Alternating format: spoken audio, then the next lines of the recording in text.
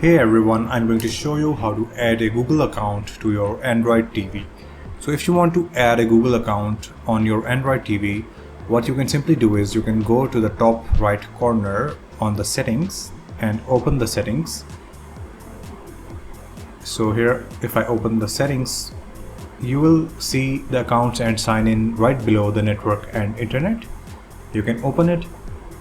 And here you are going to see, if you have already signed in to any Google account, you are going to see that account right here, or any other account. And if you don't have any account, you are only going to see the add account option that I'm seeing as well. So you can simply click on the add account option to add any additional account that you want to add to your TCL Android TV.